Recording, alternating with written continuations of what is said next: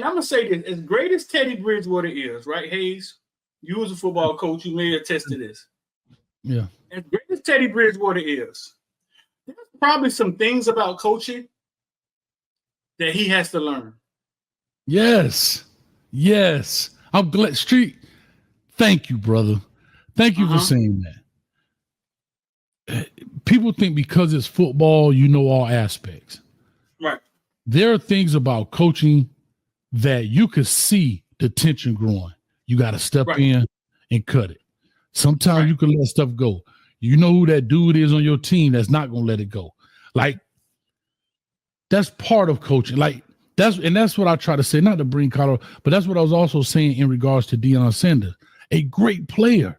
But there's things about coaching that players don't think about. Players execute the plan. Players don't think about flight times. Players don't think about jet lag. Coaches think about that. And that's what I was trying to say. And people who don't really understand it, there's so many things that you don't think about when you're putting something together. And I always say, I brought this up like about the Navy SEALs and when they went to go get Osama bin Laden. Right. They think about everything and practice it 1,000 times. So when you become a coach, like anything, right? What I did my first year, I didn't do my 10th year or my 15th year because you have to learn. And that's any job.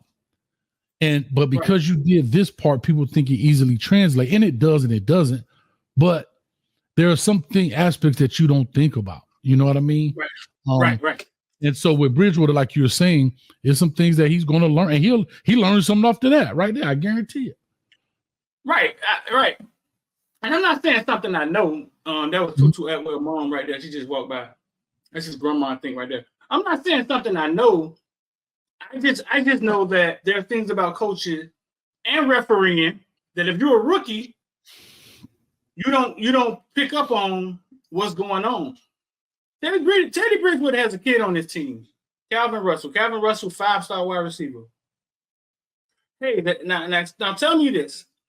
Calvin Russell as a freshman would come out versus Northwestern versus Central. He's a very quiet kid most of the time.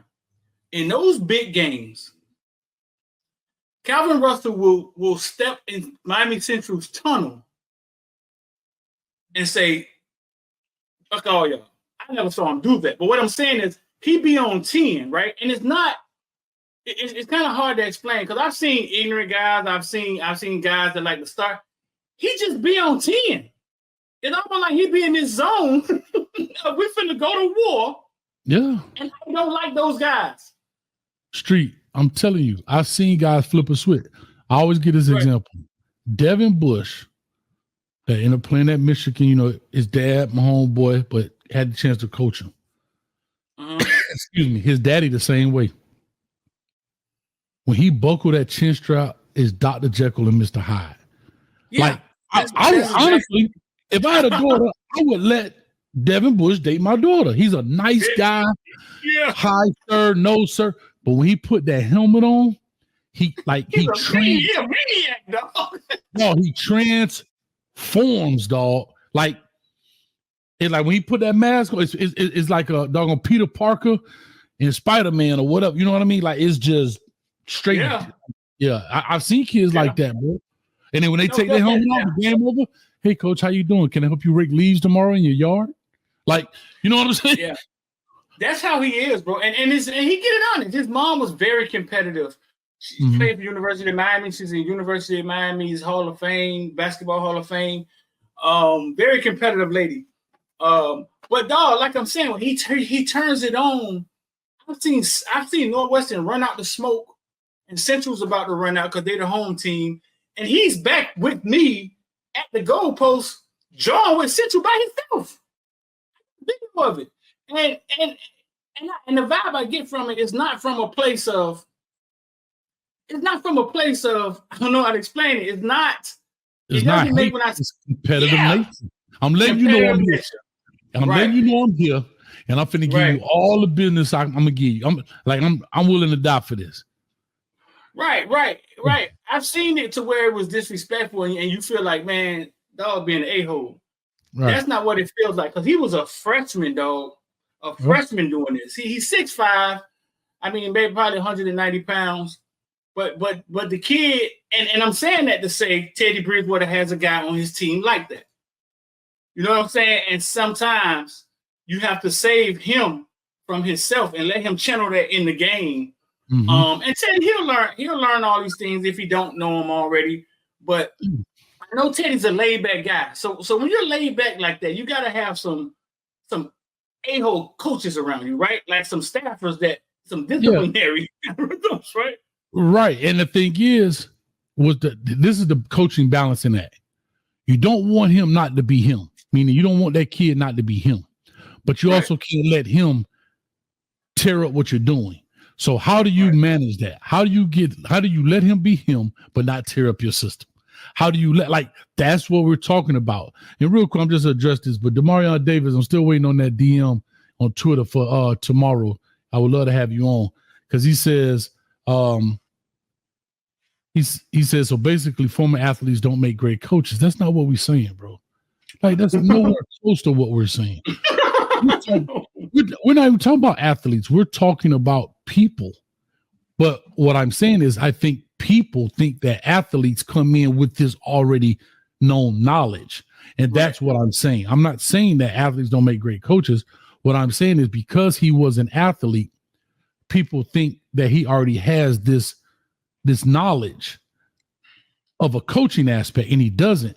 He actually has it as if a dude didn't coach and was doing it, because they're two different entities. Even though they're playing ball, coaching is totally different than playing. That's all we're saying. There's some overlap, but there's some things in coaching that people don't think about. And I'll just say this last piece. I've always said this. Just because you were a valedictorian doesn't mean you could be the principal, because the principal has to deal with budgeting. The principal has to deal with management. When you're the valedictorian, you worried about studying.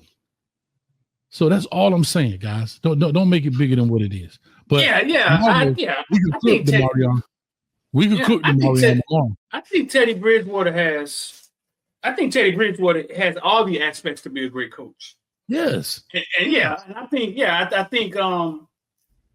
you could see that in him when he was a kid. I saw it firsthand. Called 12 hits against my behind in the Super Bowl. Right. No, I'm not denying that. I'm sure that the man could have went straight into college and coached. I mean, the dude is smart. He's emotionally intelligent. Like, it's just those aspects of it's another story. Like, it's experience, right? Mm-hmm.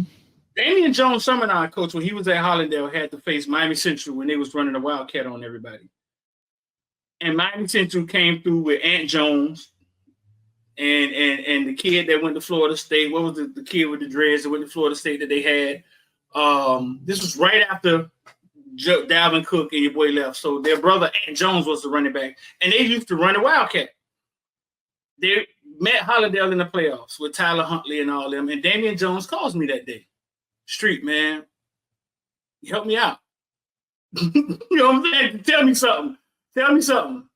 And I said this. I said, listen, don't let your kids interact with their kids before the game. You Hollandale, you're a 21-point underdog probably. You know what I'm saying? I'll give you this. You know what I'm saying?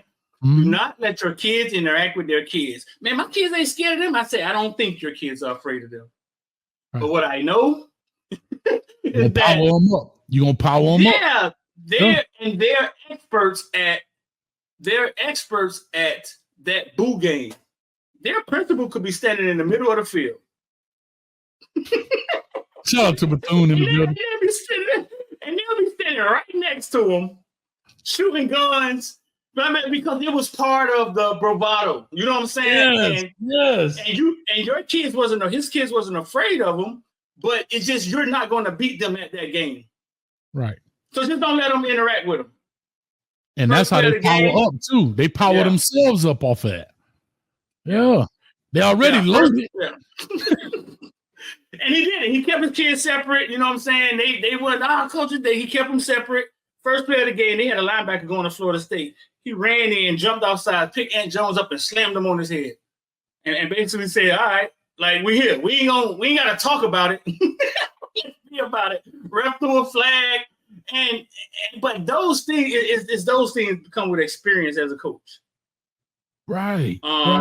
Right. They lost the game, but you let your kids interact with their kids, and you got kids that aren't afraid, but you got some kids that probably are, and it's gonna scare the hell out of them, whether you want to believe it or not, because it's they get it to a level where it appears that, man, they crossed the line, coach, they over here. Right. Well, you got some kids that don't believe. That's on your team, right? Right. And they're like, see, I told y'all. Yeah. No, I get it. Yeah. I totally get it, man.